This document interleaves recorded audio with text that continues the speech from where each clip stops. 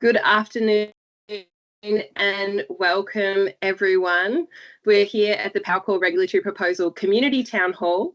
So my name's Genevieve Hart and I'm our Regulatory Engagement Manager at Powercor, and more importantly, your host for today. We're very excited to give you, our customers and community members, an overview of our business plans for 2026 to 2031, hearing directly from our executive leadership team on what we're doing and why. So some quick housekeeping, just as everyone's joining. I can see the numbers ticking up, which is a great sign. This session is being recorded and will be published online on our Powercor website so that all Powercor customers have got that opportunity to be informed on our proposal. Cameras and microphones of attendees will be off, and we'll be taking questions through the chat function of the webinar.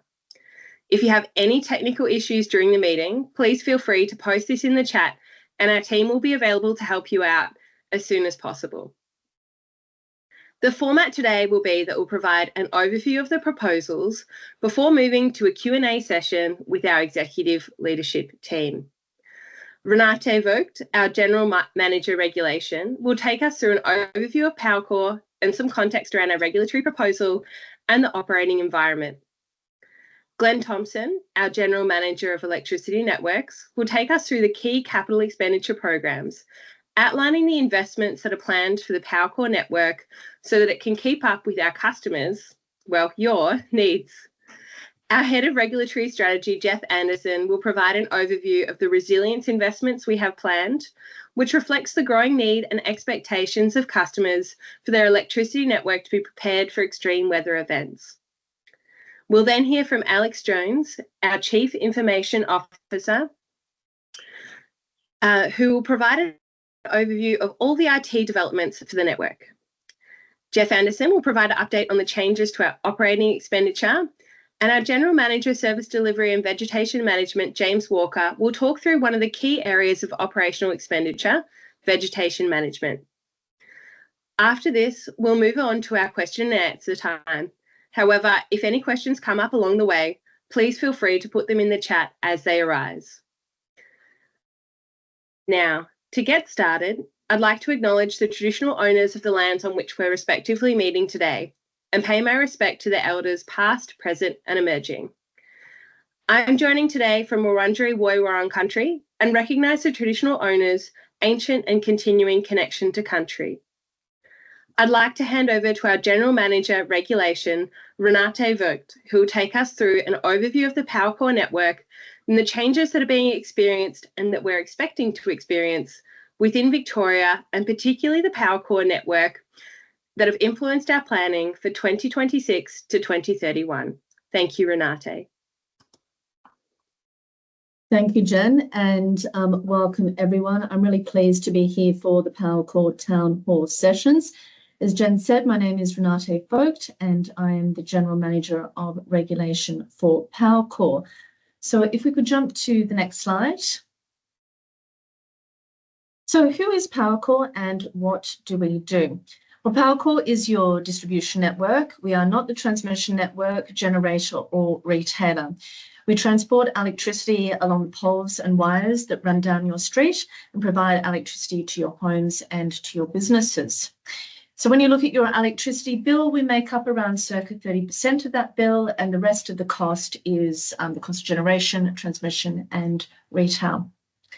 So Powercor delivers electricity to around 64% of the state, stretching from the western suburbs of Melbourne through central and western Victoria to the South Australian and New South Wales borders. It also includes many regional centres, including Bendigo, Ballarat and Geelong. Now, our network supports over 900,000 customers, making us the largest distributor in Victoria. We have over circa 600,000 poles and 11% of the network is underground. In addition to supplying electricity to your homes and businesses, Powercor provides over 50 services, and you can see on the infograph this provides a snapshot of the types of services we provide. This includes restoring your power, maintenance, repairing your street lights, cutting vegetation, and providing a 24/7 customer call centre. We also own the smart meters at your premises, which allows us to remotely read your electricity consumption and also identify whether or not there is a power outage without having to wait for you, the customer, to call us. So if we could jump to the next slide, thank you. So Powercor is developing a 5-year investment plan from 2026 to 2031 on how much we need to invest to operate and manage the network and to deliver the services that customers want at a fair and reasonable price.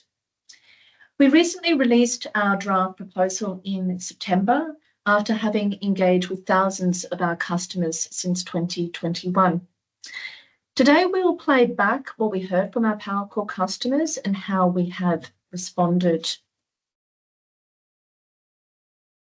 So we are very, very keen to get your views on whether or not our investment proposals have hit the mark through the Q&A and also by providing a formal submission to the Australian Energy Regulator.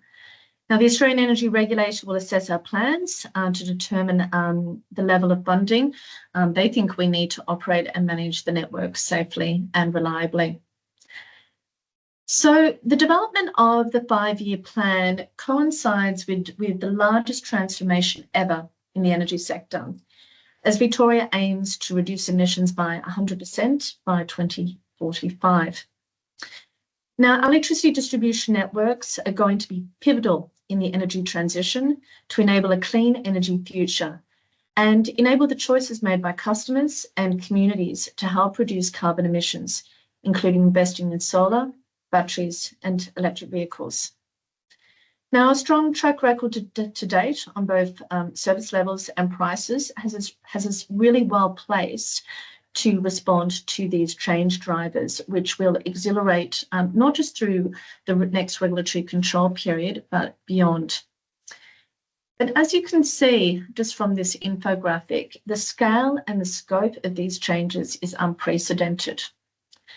So, for example, by 2031, the Australian Energy Market Operator is forecasting 22% of all cars in Victoria will be electric vehicles.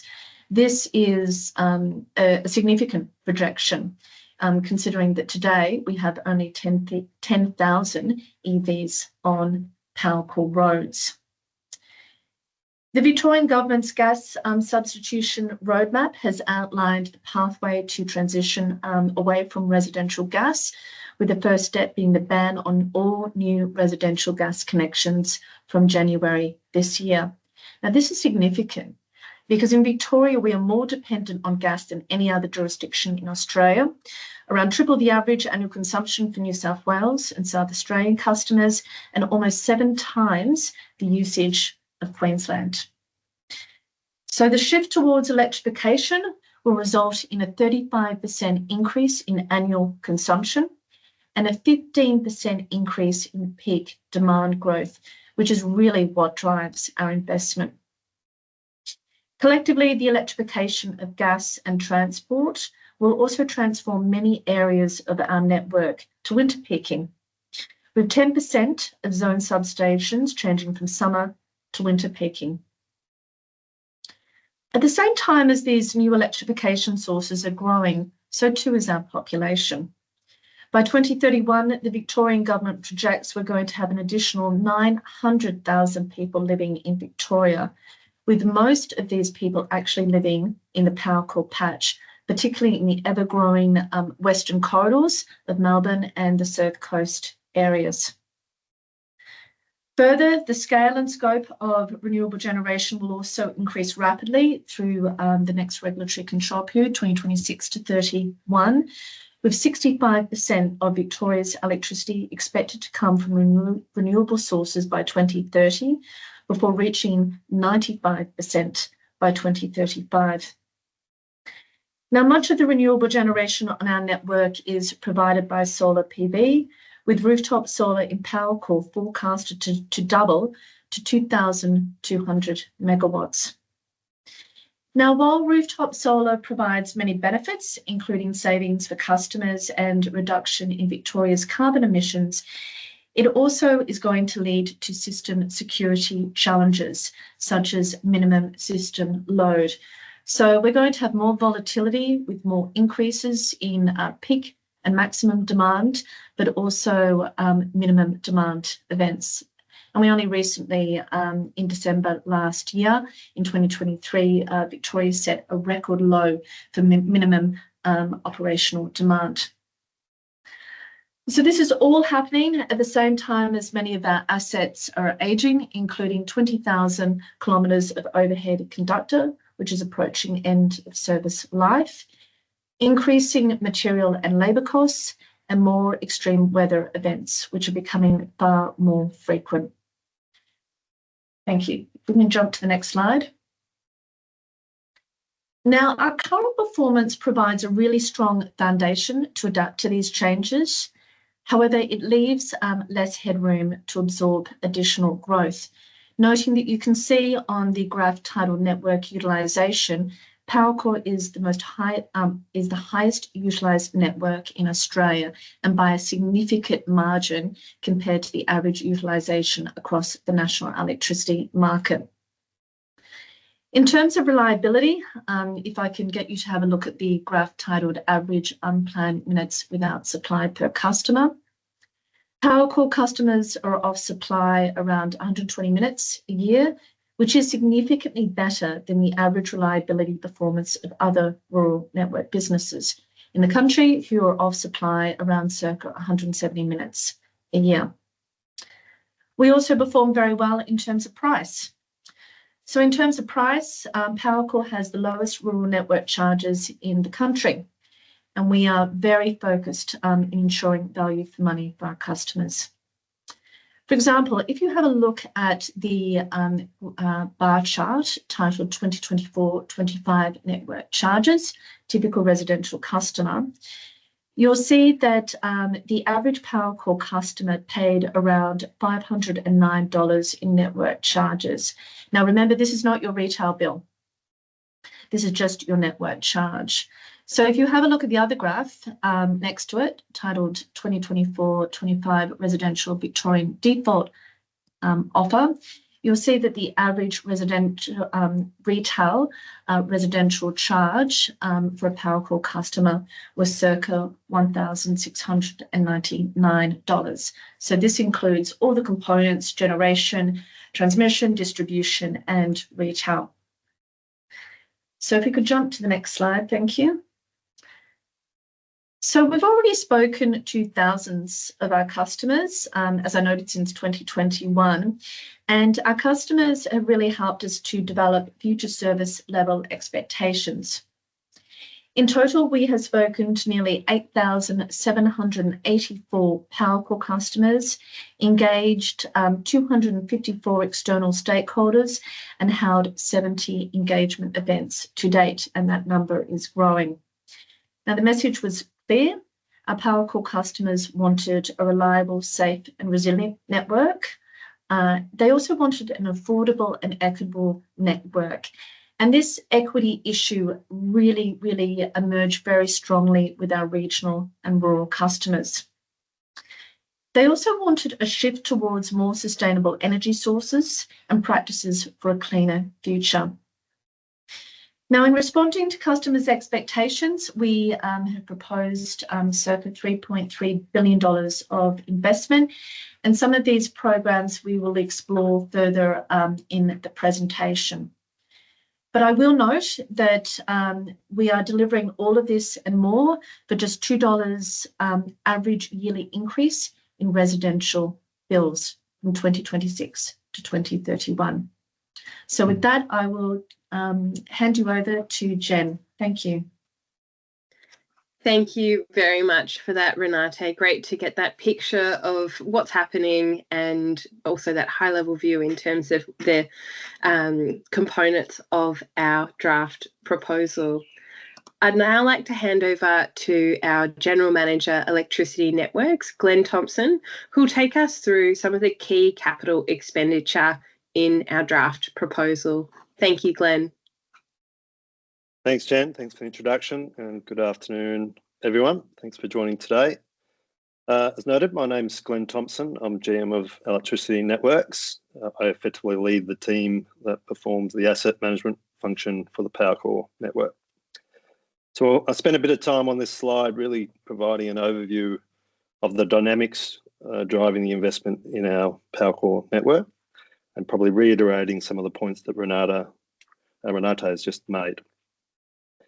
As noted, Powercor is one of the fastest growing rural networks in Australia, driven by significant population growth, which drives new connections and also growing business demand growth, somewhat underpinned by the emergence of data centres that are connecting to the Powercor network in the western suburbs of Melbourne.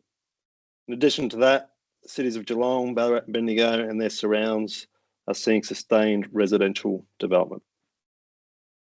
The management and mitigation of bushfire risks remains a core focus, with significant investment continuing for the expansion and compliance obligations relating to our REFCL units that have been installed in high-risk areas over the last 6 years. Powercor is also impacted by the macro drivers already elaborated on, along with all noted load growth putting pressure on increased maximum demand. With the reference penetration of customer energy resources, Powercor is also seeing the emergence of a relatively new challenge, being the minimum demand events that Renata just referred to. We now have a scenario where 1 week we might be seeing seeking to reduce demand on our network to avoid load shedding because of maximum demand, and the following week seeking to increase load on the network during the day to avoid load shedding because of insufficient demand on the network. Further to this, with EVs beginning to penetrate, increasing demand is expected to impact our networks, particularly in the second half of the next reset period, as larger volumes of electric vehicles begin to be deployed across the Powercor network. As Renata noted, we're very conscious that Powercor is a large rural network, and regional customers will need to be considered in a manner that ensures they are not left behind in the energy transition as it accelerates. We're also impacted by the increased frequency of storms and severe weather events, and my colleague Jeff will take you through that shortly. So there's lots of investment planned to cover what we now refer to as resilience. Other significant network expenditure drivers include compliance, particularly voltage and harmonics. The management of power quality to support regional business customers is a critical item we need to get right so that customers can rely on their supply and ensure that we don't impact their business activities. With increased renewable generation on the supply side and increased variable load on the customer side, this challenge is certainly evolving and has been a particular focus item for this current period. In terms of our field resources, the delivery of our project and maintenance activities is largely driven by resources across 14 depots across the Powercor network, complemented by specialist contractors where necessary. As part of our works program and as it expands, our resources, fleet, field management infrastructure will all need to be uplifted to match growing reliance on electricity. IT investments will also continue to grow. This is a facet for all network service providers, and this trend will continue not just in the upcoming reset period, but subsequent ones too. And it should be noted that a significant proportion of this IT investment is related to compliance, particularly to meet the needs of the grid operator AEMO or to address new requirements driven by new rules from the AEMC. My colleague Alex Jones will take you through those in a subsequent set of slides. We've also had the luxury of being able to use smart meters for almost 15 years, which has allowed our business to make effective risk-based investments using real data from our customers, increasing safety to the community, our employees, and also providing increased options to manage our compliance, monitor our assets, and also obviously allowing easier moves from customers from moving from one house to another. During this period, it should be worth noting that we are spending above the capital allowance provided by the AO in this period, And this has been driven by a number of things. Firstly, significantly higher customer connections than we originally forecast. New obligations put on the business as the energy transition has unfolded. Emerging compliance challenges caused by that same transition. And also rising supply chain and labour costs that have heightened, particularly on our industry. So I'll now take you through, first of all, what we're doing to augment our network to deal with increased customer demand, but also what we're doing to maintain the network as it is, which is the bulk of our investment in the upcoming regulatory period. So Jen, if we can move to the next slide, please. As I've already touched on, the demand drivers for Powercor include population growth, particularly in the western suburbs of Melbourne, Geelong and the Surf Coast, the rapid deployment of large-scale data centres, many of which are already in operation, government policy, particularly moving to an all-electric future and the ban on new gas connections, increased connection of renewables, either directly to the network or rooftops, solar on homes and businesses, and slowly but surely the emergence of electric vehicles. Some of the key projects in the upcoming period to help augment the network will include the completion of the Mount Cottrell Zone substation, which is in the outer western suburbs of Melbourne. This will commence in this period and move into the next period. A new zone substation at Rockbent East, which is near Melton. The installation of a third transformer at Bacchus Marsh, and a variety of other initiatives to deal with the growing load in the western suburbs. There's a significant continuing investment in REFCL, particularly around compliance, which is primarily also driven by load growth.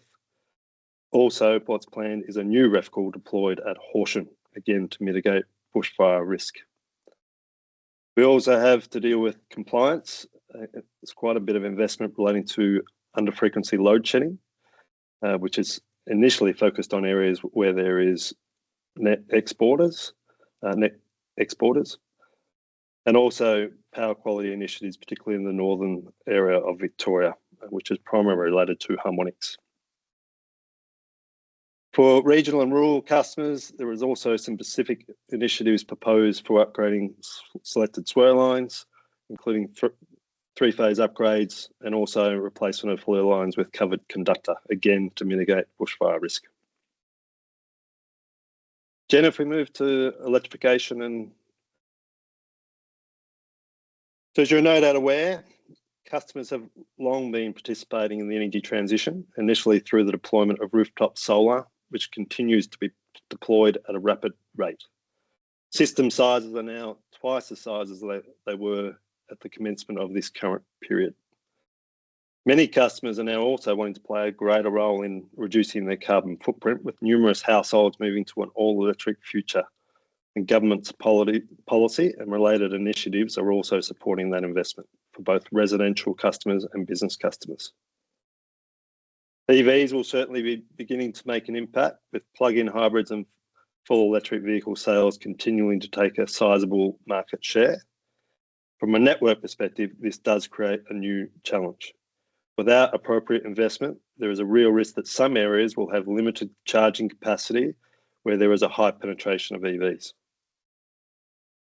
Over the current period, we deployed a number of tools to support forecasting accuracy and, importantly, tools and systems to help control energy flow on the network at both an LV and HV level. Our solutions and investment for the next period will cover a range of activities, and we see our role as critical to enabling increased renewable generation, providing opportunity for greater customer contribution to the energy transition, and ensuring we are not a constraint as part of that transition. Getting the balance right in terms of investment and doing it at the right time will be fundamental to the success of that transition. The solutions being proposed include a range of initiatives and innovative cost-reflective tariffs, continuation of the optimisation of our dynamic voltage management system, ongoing deployment of our LV and HV DERM systems, which are designed to help control energy flows in the network, non-network solutions where it makes sense to do so, and tools to attract those from the market, increased data visibility for our customers, and implementation of flexible exports and flexible load initiatives across the Powercor network. All of these, coupled with the utilisation of our smart meters, will be utilised to optimise our investments to ensure we are targeting the right areas, ensuring that our customers play a key role in the energy transition over the next 5 years and beyond. Jen, if we move to the RepX slide, please. Replacement expenditure is certainly a significant contributor to the expenditure profile for the 2026 to 31 period, making up about a third of the required investment. We do utilise a risk-based approach to our asset management processes and have an extensive condition monitoring and testing regime, which informs us on the emerging trends and investment priorities across our network. The material contributor to the investment profile for the next period is the pole replacement program, including pole top structure investments. The pole replacement program is currently an ESV obligation, and the investment in pole top structures is for bushfire mitigation and ultimately driven by the health of those assets. In addition, our overhead conductor is ageing and requires significant investment to minimise risk of failure over the next few regulatory periods. Defect rates are increasing, and the investment will be a mix of proactive replacement and defect-driven replacements.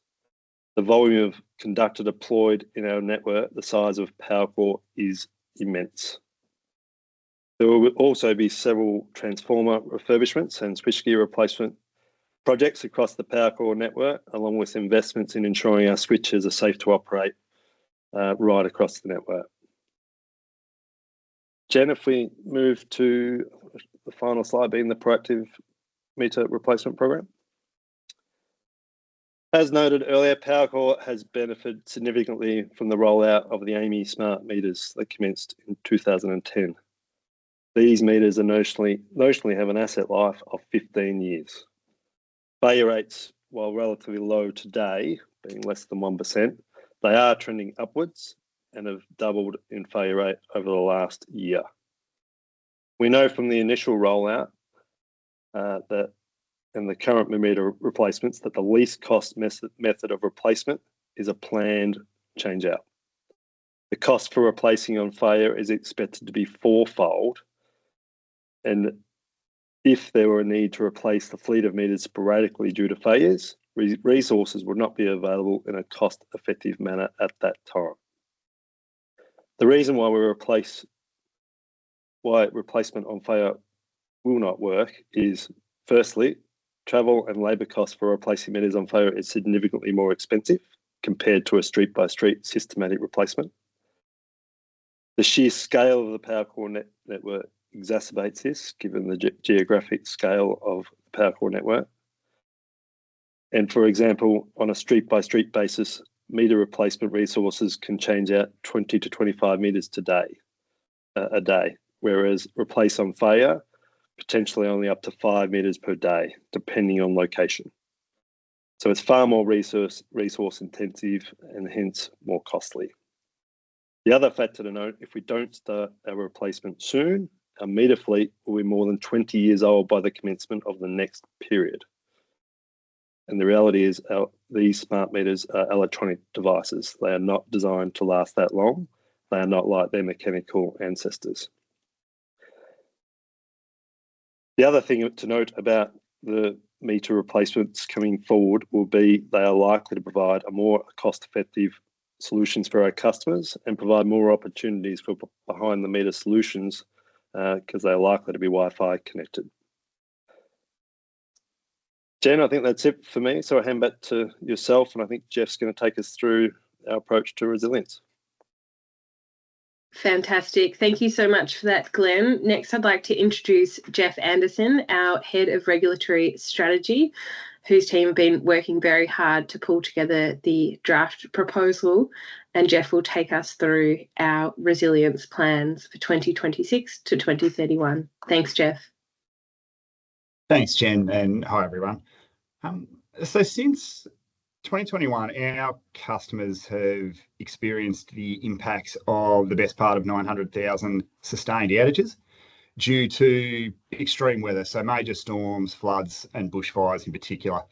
The evidence, and I think the widely held view, is that these events will continue to increase in their frequency and severity going forward. And at the same time, our dependency on electricity is also growing.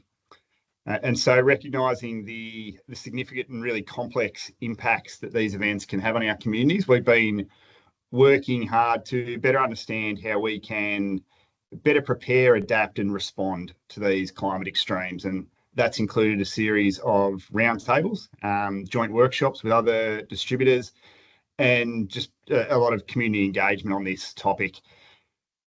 In the same period, the Vic government has initiated themselves 2 independent reviews, and the outcomes of those reviews, their recommendations, are really consistent with the feedback we've been receiving. And those recommendations include the need to better understand high-risk locations on our network, the expectation that we better support local communities and customers in emergency planning, improved and sort of better understanding restoration priorities, and a greater focus and consideration of worst served customers.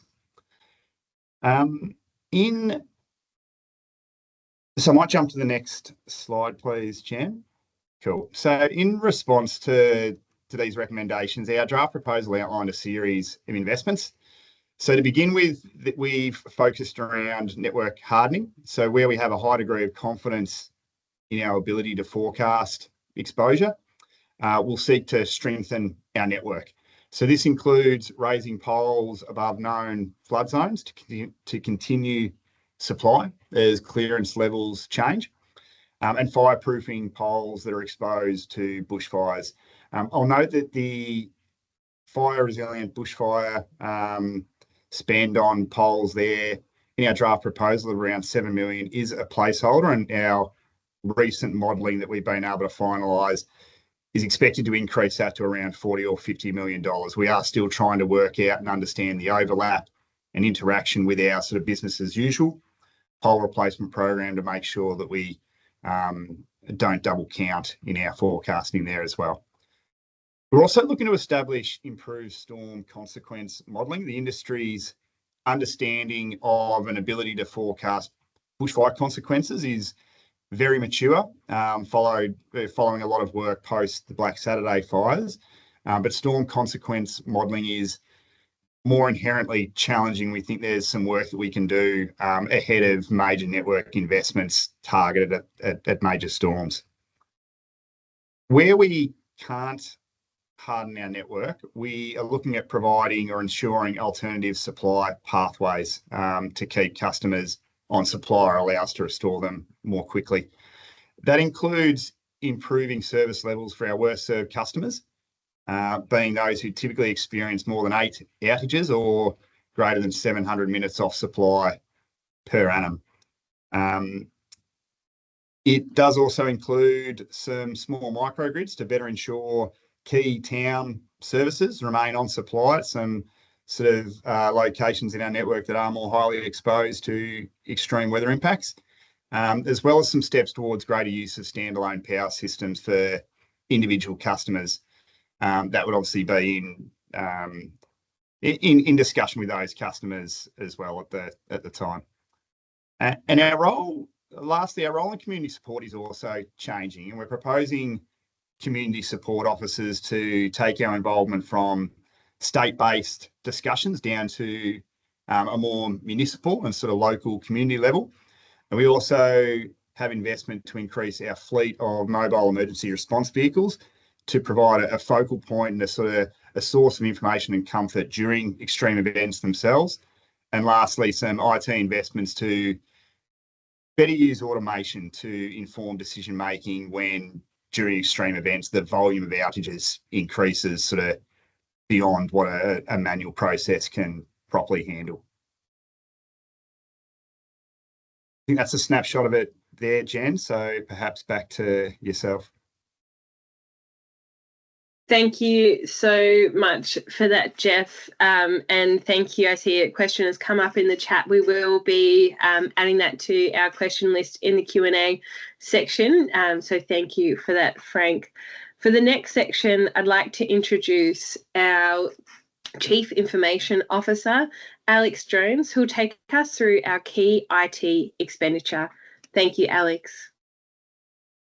Thanks, Jen. Hi, everyone. So my responsibility is to operate and implement all of the technology that runs our electrical grid.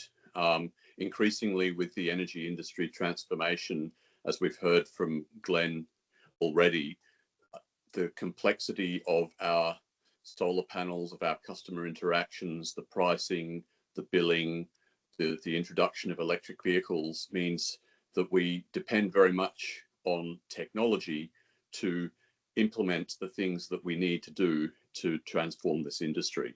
So in terms of what we put in this proposal, the challenge is really what can we leave out, because there's so much to do in the world of technology to make this all happen. And I'll just take you through some of it now. So the bulk of the expenditure still is in the recurrent expenditure. That is really just the ongoing maintenance and replacement of the technology that we already have, from the simple laptops, desktops, servers, and networks, through to the systems that need to be upgraded regularly, the databases and the storage to just keep up with the changing technology. IT technology gets old very quickly, and so we're constantly refreshing it and replacing it under the recurrent expenditure. I would note as well that this doesn't mean we stay with the same thing. It includes upgrades. It's just you upgrade what you have with something that is more contemporary and supportable. The non-recurrent expenditure in this period is greater than we've seen in the past period. And that's really due to two main things. One of them is that the largest systems in the business, which are the ERP runs our financials, our asset management, our procurement, the basic functions of the business, and our billing systems have become so old that we really need to replace them. We've kept them around for as long as we can. And at this point now, the vendors who sell them, in the case of ERP, it's SAP, and in the case of billing, we've got SAP and some other technology. We have to upgrade those in line with what is available. The old systems are now more than 20 years old, and they can't support the changes that the business needs to keep running. The other element of the non-recurrent expenditure is cybersecurity. And this is not our own initiative in the sense of we've not decided independently what level of cybersecurity investment is appropriate.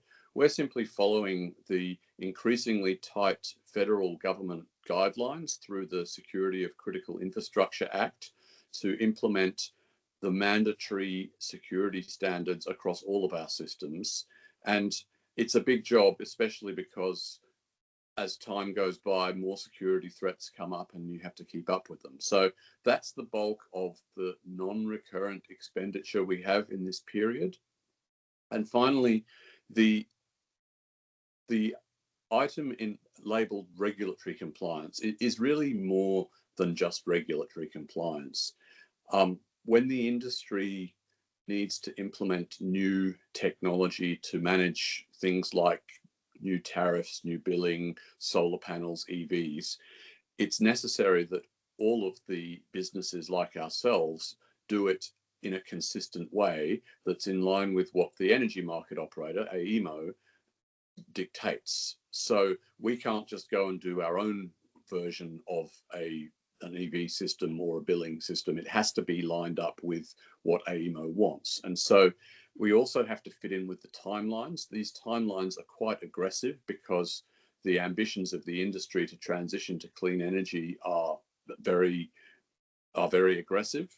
And so what we see reflected here is just the items that have come to us through that channel that we're going to address in this period. So that's what we've got in the IT program, broadly speaking, Jen. Fantastic. Thank you so much for that, Alex. We'll now move back to Jeff, who will take us through and introduce the key operating expenditure, noting we'll have some IT expenditure in there as well. Thank you, Jeff. Okay, so the AR's long-standing and preferred method for forecasting operating expenditure is to use what they call the base step trend approach, and this is what we followed for the 26 to 31 regulatory period as well. So our proposed base year in which we built our forecast is FY25, so the financial year ending June next year. That's the penultimate year of our current regulatory period, and it reflects the most recent year of audited RIN data that the AR will have available at the time of making their final determination. So on top of that base, our step changes are the largest contributor to our uplift in OPEX, with over 90% of those step changes themselves related to either vegetation management or our IT drivers. I'll pass over shortly to Alex and James to talk in more detail about those. But before I do, I will highlight our customer package step change. So our customer package step change comprises several initiatives to improve our services to customers, particularly those at risk of some form of energy poverty. Now, our role in providing these services is something that we believe really strongly in. But kind of like resilience, we also tested that with our customers and advocates across several forums, including jointly with the other distributors. I think recognising that a lot of these issues in this space are a broader societal challenge. Ensuring that the cost of energy services are reasonable and affordable and empowering price-sensitive customers was some of the feedback we've heard from our customers and their advocates so far. And around 2/3 of our customers at our trade-off evaluation forums supported our sort of customer assistance package. To develop the package of works, we also empowered our customer advisory panel in the process to determine its scale and scope, recognising their expertise in this space. And where we've landed includes 5 separate initiatives that I'll touch on briefly. So our energy care component is around working with community agencies to better support and equip them to help their customers. A community energy fund, which would allow for communities to apply for funding to support inclusiveness and equitable outcomes associated with the energy transition, with our CAP having a role in the governance process there.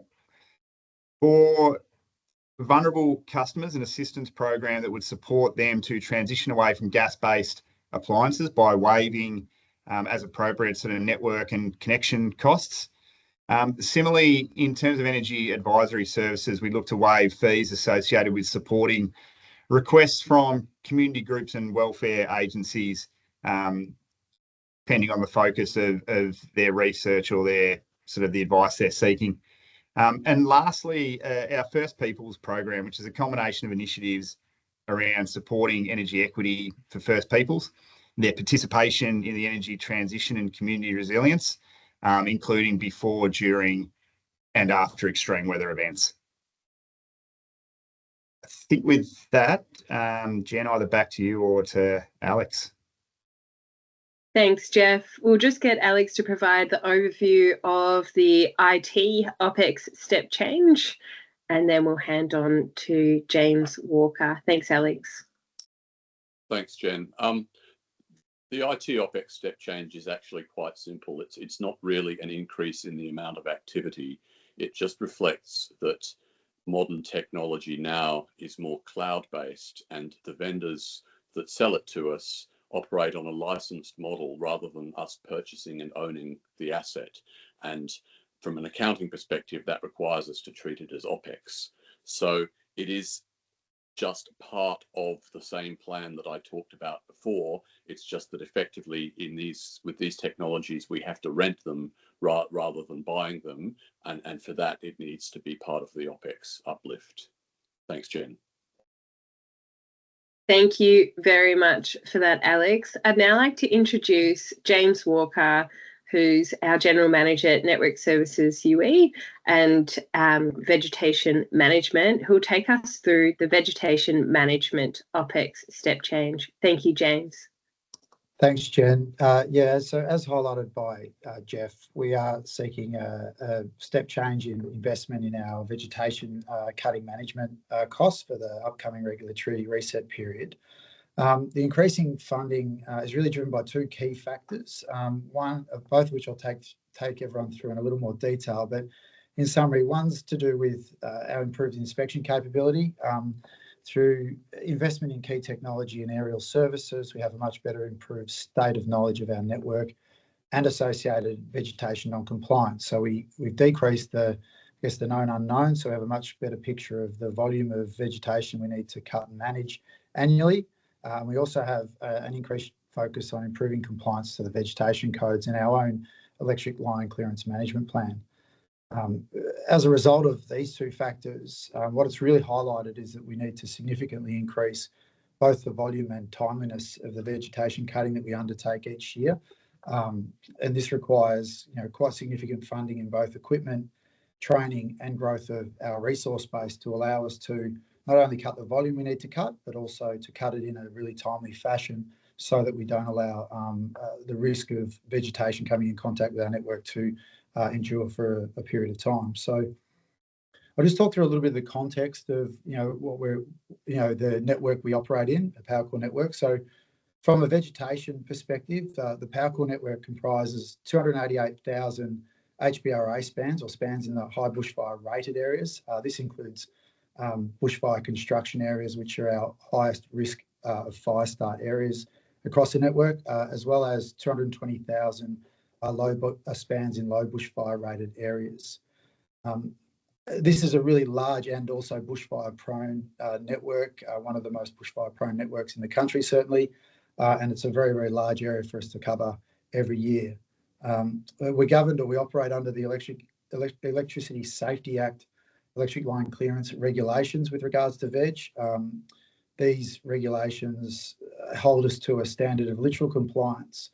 And this governs how we inspect and manage our network. And what literal compliance means is that if and when we find non-compliant vegetation, we're immediately non-compliant by definition, but we're not able to set a time frame to respond to that non-compliance, where we are at that very moment open to enforcement or prosecution for not having managed the vegetation to remain outside a zone around the power lines called a minimum clearance space.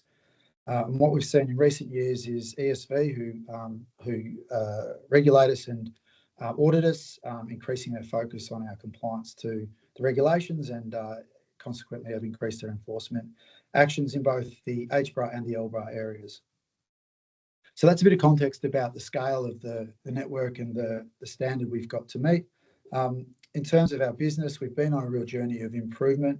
In 2018, we undertook a significant review of our vegetation management activities and capability. And what that review really introduced was a couple of significant investments to improve the state of knowledge that we have of the network and the vegetation status at a point in time. And specifically, the things we've done since then were we've introduced an aerial inspection capability. So we previously were undertaking ground-based inspections, driving around the network every year. We've invested in 3 helicopters since 2018 and an internal team of pilots who run our inspection program.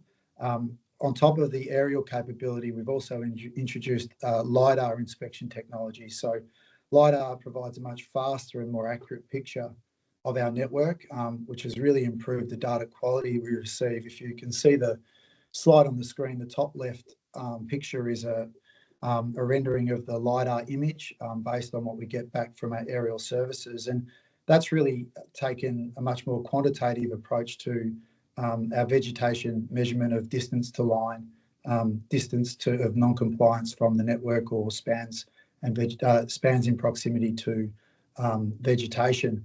And year on year, this capability has proven to be really effective in helping us target risk areas and addressing the risky component of our network, and this next frontier really for us is to improve our compliance with regulations. The third thing we did out of that review was build an internal analytics capability. So getting all of this data comes back in a huge volume of data we get back from these inspection programs. Over the last 4 and 5 years, we've developed an in-house analytics capability that really helps us identify where the issues are and the scale of them. And what all that's done is really define that we have a much more vegetation we need to manage, and we need to do it in a much more timely fashion. The benefits of this investment mean that with that clearer picture, we are able to better manage risk. And the funding we're seeking through the EDPR process is really to essentially grow our resource base now to meet the requirements that we've now identified through this introduction of technology and better manage the vegetation across the network for our customers. And so in order to achieve this, with that funding, we've also engaged a set of our major contractors on long-term agreements, as well as introduced some incentives to invest in additional capital equipment. These operations are quite capital intensive, and so we need to really encourage the contracting community that do our vegetation cutting to really grow their businesses in order to give us the scale of resources to achieve the next phase of our program. So that's an overview. I think I'll hand back to you there, Jen, for questions through the next step. Thank you so much for that, James. And so now we're reaching the question and answer part of our community town hall. I'll just stop sharing my screen so we'll be able to see all of everyone's faces as we go through the answers as well. So thank you very much to those who have submitted some questions in the chat. We'll start off just with a couple of pre-submitted questions and then we'll jump across to those chat questions as well. So please continue to add questions into the chat and we will be addressing them shortly. The first question is one that has come up a couple of times in various forums, and I'll throw this one to Renate. Why does my bill only increase by $2 per year when your expenditure is so much bigger than previous years? And is there a risk that it's going to increase even further? That's a really good question, and it's a question, yes, we do get quite often. The reason why we're not projecting a big bill increase, it's really twofold. The first is that we are forecasting, as I noted, quite a significant increase in consumption, a 35% annual increase in consumption. So the higher the consumption, the lower the price. The second is a lot of the investment that we're proposing is capital investment. And a lot of it is network investment that have very long asset lives, 50 to 60 years. And so the way the regulatory regime works is that we are given the funding for those long life assets over the life of the asset. So, it doesn't have then a big impact on our bills. Now, I will note that we are just talking about network charges. As I explained before, your retail bill is made up of a number of components: generation, transmission, distribution, and metering. So we can only make a commitment in terms of what we control, which is the distribution component. That's not to say that generation or retail prices will increase going forward. Thanks, Jen. Thanks, Renate. The next question is for Jeff. What are you doing to help communities manage the impact of extreme weather events?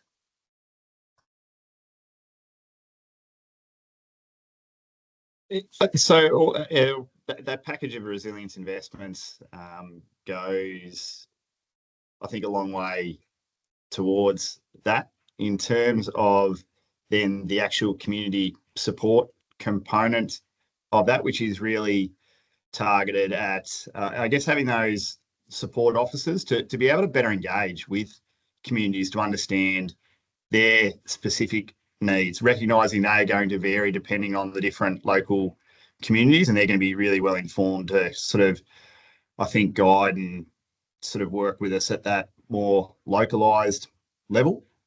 Those community support officers would be available year round. We think it's, yeah, as I said, really important they have a local presence, but also across the year. It's not just having them available for the 2 or 3 days that you might have, or might be sort of in the midst of the sort of the bushfire, the storm, or flood, or whatever the event may be. They would be a year-round resource that is available to have those more detailed conversations and be the conduit back into our business as well, to actually help improve and sort of, yeah, help deliver. I think the service level around network resilience that the communities are sort of telling us that is their expectation. Thank you very much for that, Jeff. The next question is for Alex. IT projects can be known for going over budget or having scope creep, all of those fun things. With all the new costs and projects, how are you going to make sure that customers don't end up paying more for the technology that's needed? So there's really 2 different types of projects that we run. Predominantly, as we've seen in the charts that I talked to before, we've got the replacement of the equipment that we already have, the recurrent expenditure, and we've also got the non-recurrent expenditure, which is the upgrade of the old systems. And those projects are quite well known in their scope, and they've been done before. So we're using known technology, we're using known partners and people who have the skills that these things have been done before. So I think with 90% of the portfolio that we've got, it's fairly low risk. Like, you get some overs, you get some unders, and it tends to land where you expect it to. The part that is a little less certain is what's listed on the chart as the regulatory compliance part, the new things that nobody's ever done before. So the things we're now doing with solar panels, with electric vehicles, dynamic billing and availability of data to customers in real time, these things haven't been done before. And so often you don't quite know how much it's going to take to get there. So the best we can do is to align our estimates with the AEMO specifications, because like I said earlier, we're trying to standardize across the industry. We're not doing it individually, and align it with the other distribution businesses. And yes, there is some risk, especially I would say in time rather than in cost. Often these things tend to run longer rather than more expensive. And that's just part and parcel with the innovation that we have to do as an industry. Thanks, Jen. Great to hear. Thank you for that, Alex. I'll throw to Frank's question in the chat now, and I'll pass on to Jeff for this one. Do the microgrids that you mentioned in the resilience program include neighbourhood batteries? No, they don't. The microgrids that we've looked at have sort of considered a number of different options around how they could be implemented and size, depending on the sort of the different communities. But it has looked at sort of diesel only options and sort of battery and diesel options as well. The most economic options for each of the locations at the moment is a sort of a diesel based microgrid. Thank you, Jeff. Our next question from the chat is from Glenn, which I'll throw to our Glenn to answer. So just to read out the question, AusNet and Ausgrid have recently made public their reviews of how much energy each customer needs to use. And they're already using 4 kVA per customer. So it's about 125 customers per 500 kVA transformer. And have indicated they might need to move to 6 kVA per customer in the future, or even higher. With housing electrification in Victoria increasing, but the Victorian government's C4 net project not likely to be completed until late 25-26, is Powercor considering similar numbers? Good question. I'll start with a tongue-in-cheek response. If you refer to the cost and cost slides at the front, Renate took through, don't refer to anything or compare anything AusNet does to what Powercor does. I'll start there. As of 1st of July, we actually did update our after diversity maximum demand. So that is public. And the range is from 4.4 to 6.8, depending on where you are, size of the house, etc. So that is all public and you can find that on the internet. So we have done that work. All of our design standards are updated to accommodate it, but we do a bottom-up analysis using actual data. So whenever I see industry peers talking about generics, it always worries me. But yeah, we have done it. It's public, and it's there for all to see. Thanks, Glenn. And just to clarify from what you're saying there at the end, it's obviously, we've got the design standards in terms of what the customer load is, but when we're looking at the future network needs, we do have an emphasis on, the actual load that we see on the network as well. Correct. It'll be constantly reviewed, and if there's an acceleration of the electrification process or EVs or whatever it's going to be, we'll constantly refine that. But we're in pretty good space at the moment. It's public and it's very specific based on actual data and what we expect to see at the moment. That was changed as of 1 July. Thanks for that, Glenn. The next question is for you as well, I believe. It's a question on how far away Powercor might be from having bi-directional charging on the network, and considering that South Australia is already doing this. It's a good question. I mean, obviously EVs are somewhat at the start line, although they are getting more and more. I guess I'll answer it using the solar sort of scenario first, and the reference to minimum demand. At the moment, we've just finished an investment for what we call LV DERMS, and it's tied to the emergency backstop mechanism. So that we're trying to deal with the challenge of minimum demand, particularly from during the day. So, adding exports from vehicles at the same time certainly would be a serious challenge, because ultimately here to make sure we're compliant in terms of voltage and we keep the lights on. So that's the first part of the response.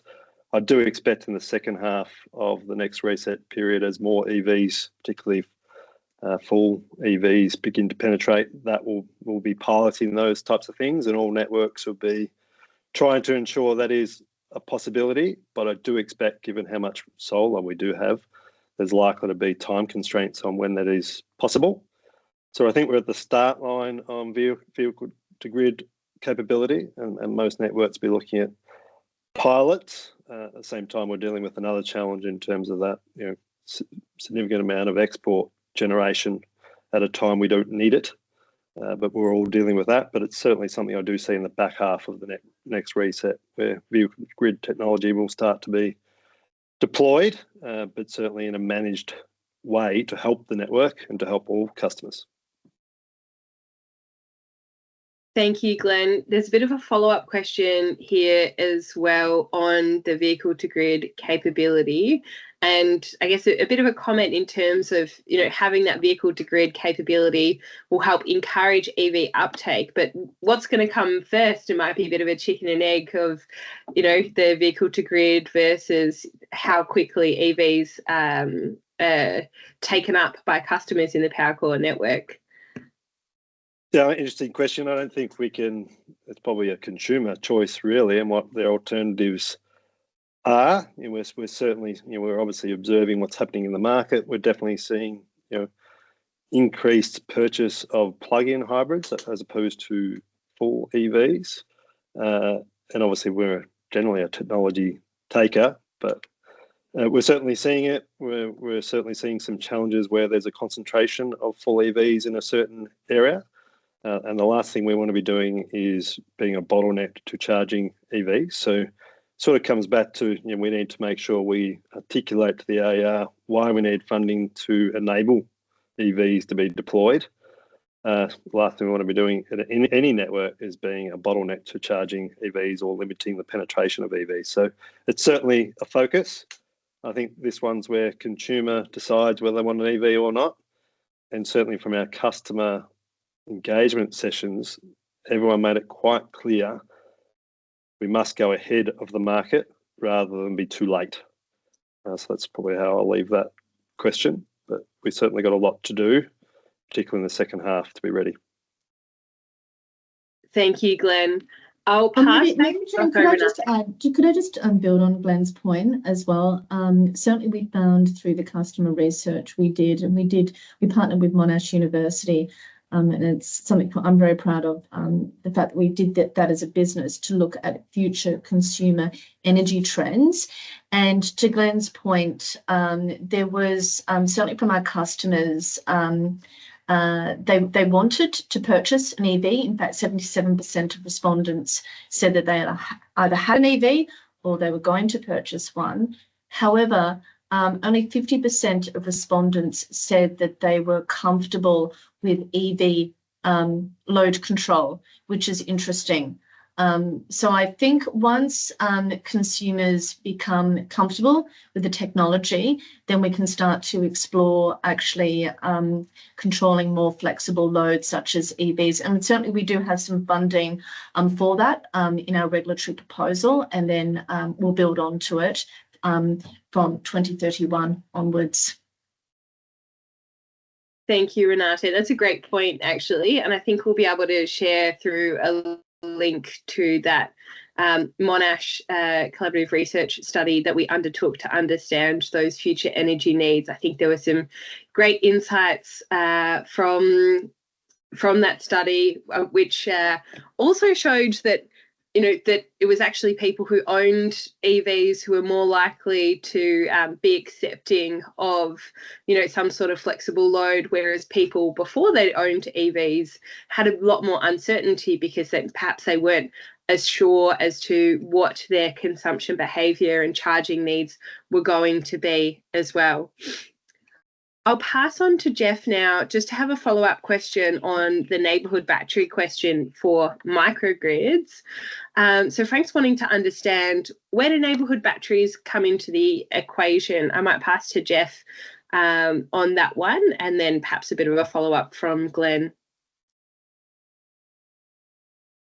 Yeah, thanks, Jen. I was trying to chase up an answer in the background here. It hasn't come through in time. So I think, Frank, in terms of battery usage or sort of uptake in their role, like our forecast for uptake, a lot of those sort of factors do come from AEMO, and so our assumptions reflect sort of AEMO's inclusion of sort of neighbourhood batteries. That's I think that fundamentally how we've included them.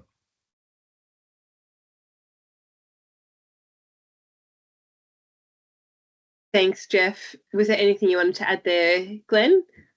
Yeah, I mean, neighbourhood batteries, generally community-led. Those that want to be part of sort of the energy transition, and it's very, from a network perspective, it's very geographic specific, whether you need it or where you need it, what benefit it has. So again, we're an enabler here. What I've observed is a lot of neighbourhood batteries sort of lack scale and they therefore need more government funding to make them attractive. But the positive is, consumers and communities just want to be part of the transition. They want to feel part of it. So I find the sort of neighbourhood battery, community battery approach quite interesting, because the economics are challenging, but the interest is immense.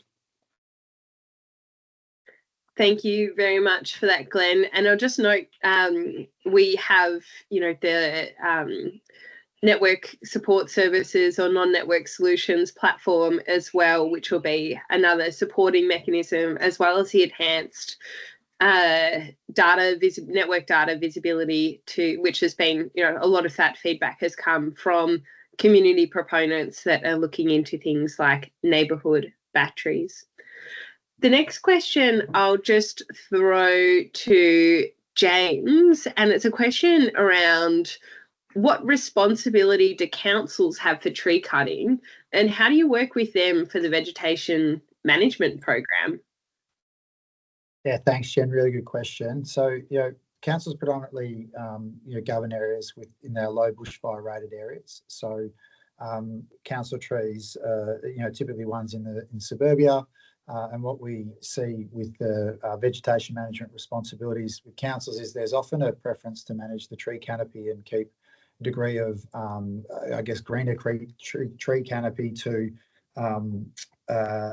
keep suburbs cool. What the challenge with that is it's always and often in proximity to both LV and HV lines, and when they aren't able to manage those canopies early enough, we'll get called in to do what is termed live line cutting. So have crews, line worker crews on call to step in and do cutting that's close to the proximity of the line. So at times that can be a bit of a bottleneck if councils haven't been able to manage the cutting at scale early enough, and then we, it's not a resource that we have in huge supply, so it's something that we've got to balance out. So oftentimes you'll see trees in proximity to our network. They're not always ours, particularly in the urban settings where councils have primary responsibility. So it's a bit of push-pull. We talk to ESB regularly about this.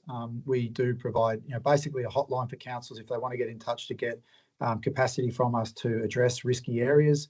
And we certainly endeavour to provide a really good service there. It's just, I think we manage 57 councils across the City Power, Powercor and United Energy networks, which is a huge number of different stakeholders, and they've each got different budgets and different approaches. So it's definitely a lot of juggling. I hope that answers the question. Absolutely. Thank you for that, James. We've got a question on if it's going to be possible for local businesses to partner with Powercor in delivery of the energy care and advisory programs. I'm happy to kick off in terms of just a slight elaboration for the energy care and also the energy advisory services. So for the energy care program, absolutely. We're definitely looking to partner with welfare organisations and organisations that already exist in community. And the focus is really on educating those organisations and providing them with the resources and information to help inform their stakeholders, people who are already accessing those services as well. It'll be the much more effective approach as opposed to trying to set something up ourselves. So definitely looking at that local partnership approach for the energy care program. For the energy advisory services, this is looking at an expansion of our existing data advisory services, but we see a need from community groups and various other organisations who are not wanting just to be able to access data, but also interpret and understand that data as well. So because it is a bit of a specialist service, it would be something that would be provided by Powercor staff. However, we'd definitely be looking at, the energy advisory services is making sure that those services are accessible to groups that are going to be having that community benefit. So, waiving or subsidising of any fees associated with those services. Brilliant. I might hand over to Jeff. We've got a question on on the resilience improvements. Is $60 million enough to meet the community and government expectations that you outlined for resilience improvements? Yeah, great question. I think something we're grappling with ourselves, and kind of the focus of these discussions and our engagement post our draft proposal is to get more feedback on that value and that number. I did mention it will increase on the back of some refined modelling on our sort of bushfire sort of pole initiatives there, but I think that threshold question remains. We are cautious as well of trying to balance out cost of living pressures amongst that, and I think some of the storm consequence modelling goes to that piece of trying to get a bit more confidence in the effectiveness of any solutions in advance of investing. We think our proposal will start. That's a step in the right direction, and we'll target improvements for a number of customers. But yeah, I think it's a question we're certainly trying to get feedback from communities and stakeholders in general as to whether we're going far enough.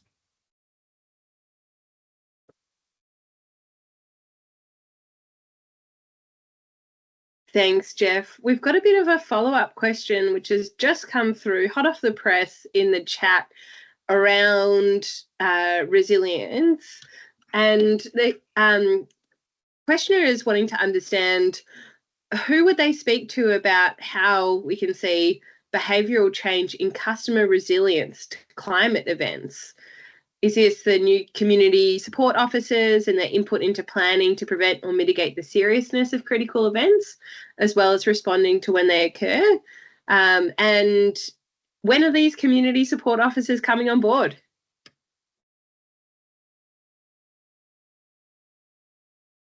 Do you want me to take that one, Jan, as well? So yes, please, Jeff. Yeah.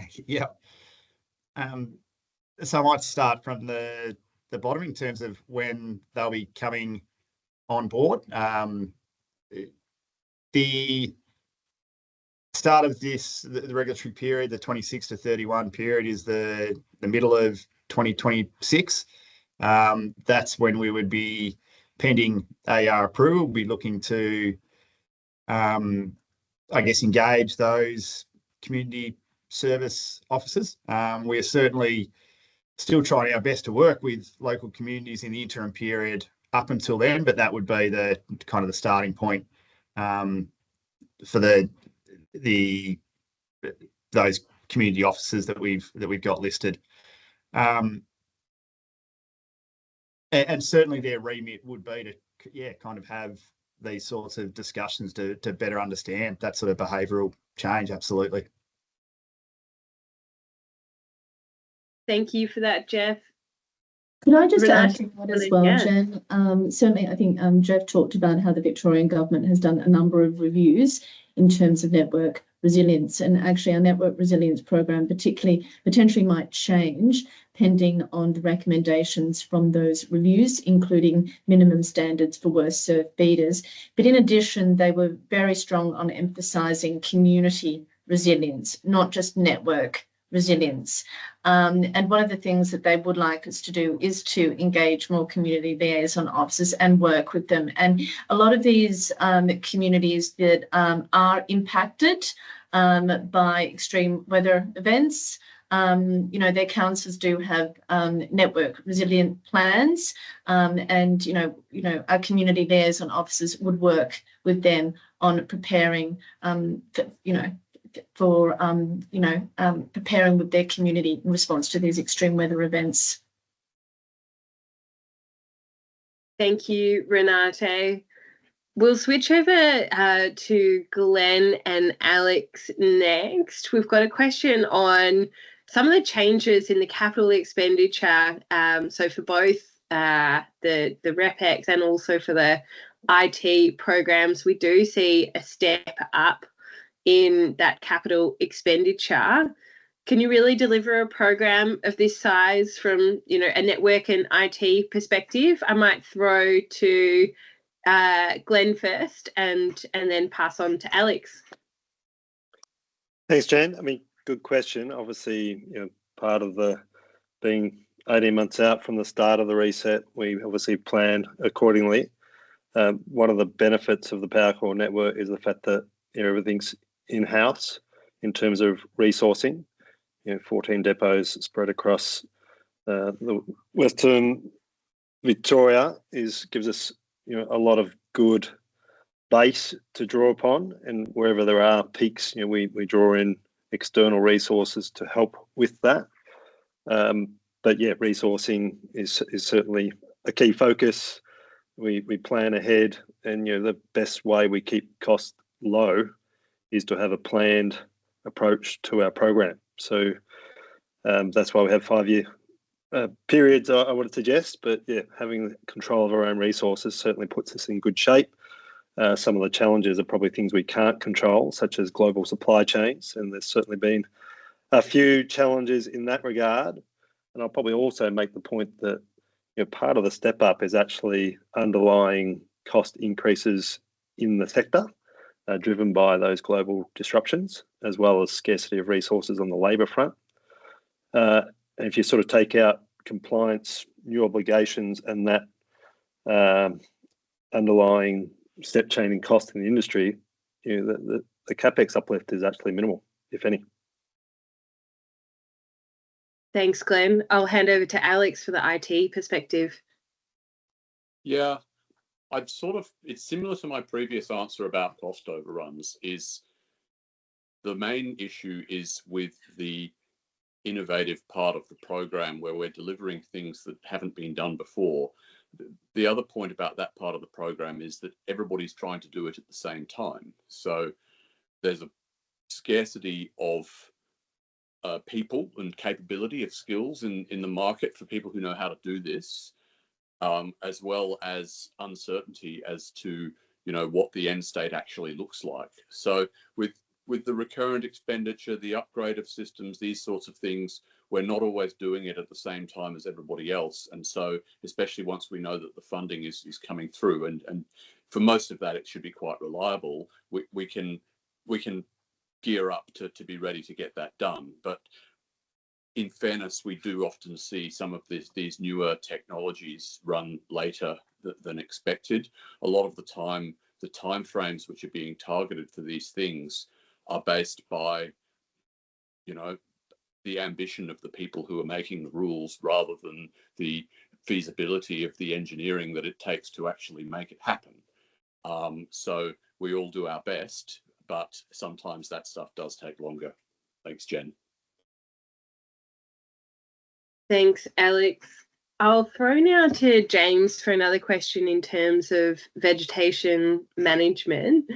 The vegetation management increase in expenditure is pretty significant. I think it was almost a doubling there, or getting towards it. What's it, sort of, is that a base? Is that only on the sort of changing technology and that information? And what's the risks for customers in terms of that vegetation management program and needing to have this big uplift?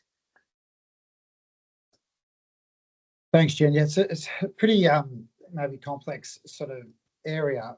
In essence, the LiDAR program that we now run gives us a greater state of knowledge of the network and the non-compliances. Annually, we'll cut in the vicinity of 40 to 50,000 spans of vegetation across our HBRA, high bushfire rated and low bushfire rated areas of our network. If you recall from what I was talking about in the introduction in that section, our network's nearly 300,000 HBRA spans and nearly 220,000 LBRA spans. So it's really large. And we cut, as I said, about 40 to 45,000 spans a year. The program that we defined through our inspection program is in the vicinity of about 85,000 spans that need to be cut each year. And so the issue we run into and the challenge we run into is really one of resourcing that amount of work effectively, as well as cutting it in a timely fashion. So the step up really relates to both cutting the volume of non-compliant spans we identify and cutting it in a timely fashion so that when we identify it, it's a matter of days or weeks before we cut it rather than months. And so what we do at the moment is, given the scale of the number of spans we need to cut with some resource constraints, we take a really risk-based approach. So we focus really in on those areas of the network in high bushfire rated areas or our bushfire construction areas, which are those that we see as a primary concern. And then we, from there, then have a layer of different areas of our network that we address systematically to reduce the practical risk, firstly of fire start and safety risk.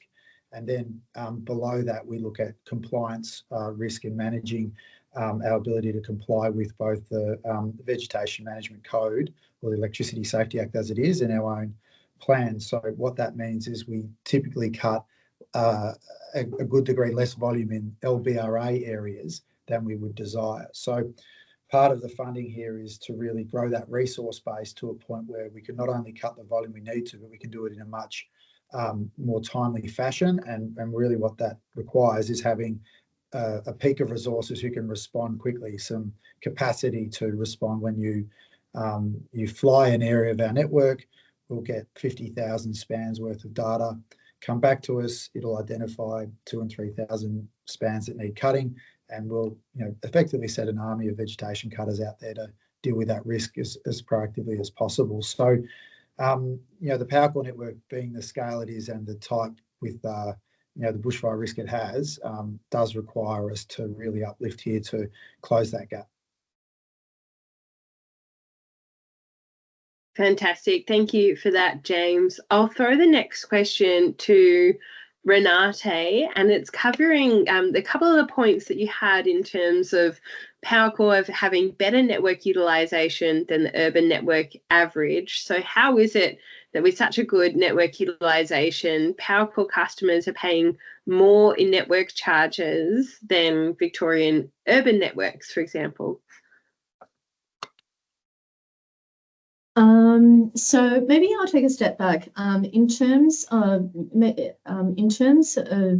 Powercor's utilisation, yes, we have the highest utilisation in the national electricity market, and there's a number of reasons for that. The first is that in Victoria, we have been planning our network based on probabilistic planning rather than deterministic planning. So the other states, Queensland, New South Wales, for example, have a long history of using deterministic planning. So as a consequence, they've had to invest a lot more. This has benefited Victorian customers, given the fact that they have actually, on average, the lowest network charges in the country. Now, sorry, what was the next part of that question, Jen? The question was, well, why is it that Powercor customers pay more than in network charges than urban networks? Yeah, so the reason why Powercor customers pay more is because it is a regional and rural network. And regional and rural customers do pay more across the board. And there's a number of reasons for that. The main reason is that there's lower customer density. So you've got fixed costs and they have to be spread across fewer customers.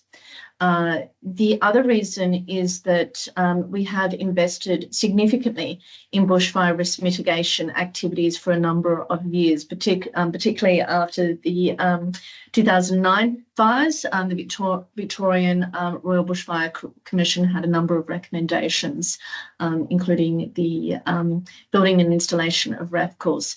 So, yeah, as a consequence, regional and rural customers have to pay more. And I think I mentioned previously that has been a real issue that has emerged in our engagement with our regional and rural customers, this equity issue. They're paying more and they have a lower reliability. They get it. They understand they're not seeking the same level of reliability performance as their city customers. However, I think they're expecting better. One of the challenges, though, in the regulatory regime is that it's very difficult to get funding for regional and rural customers on that very point, given the fact that there are fewer customers.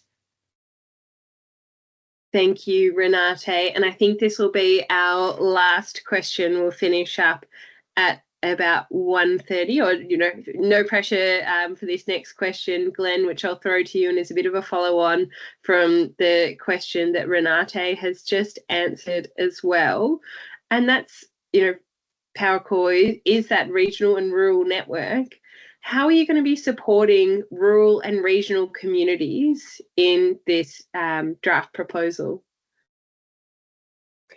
It's probably an extension of some of what's already touched on. There's certainly been a lot of engagement with regional communities through this process, and the equity point sort of comes through, and we're very conscious that there is a danger that regional and rural communities will be left behind in the energy transition. So we're certainly pushing the case that we need to make that fairer. Obviously, the sheer scale of Powercor geography makes it challenging. And even the last reset, there was a lot of regional customers pushing for more three-phase powers solutions, removing and upgrading SWIR networks, etc. So there's no one initiative. There's dozens of initiatives, and that's why we're pushing forward, pushing the case for a rural and regional fund, if you like, to target that very thing. But it will be a challenge because it is not necessarily pure economic approach. It is an equity-based approach. But yeah, that is the challenge. It's very hard economically with less customers to make things work, but given the emergence and the acceleration of the energy transition, we think we have to do it. Fantastic. Thank you so much for that, Glenn, Renate, Alex, James, and Jeff, for all of your answers. And thank you to everyone for your participation in today's Community Town Hall.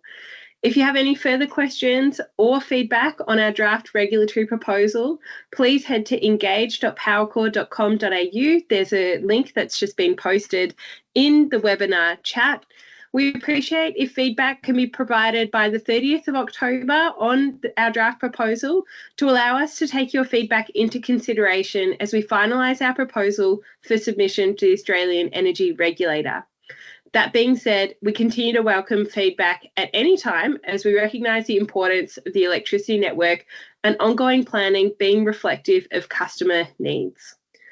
We'll be submitting our proposal to the Australian Energy Regulator in January 2025, who will determine the revenue allowance for the Powercor network from 2026 to 2031. Thank you again, everyone, for joining, and have a fantastic afternoon.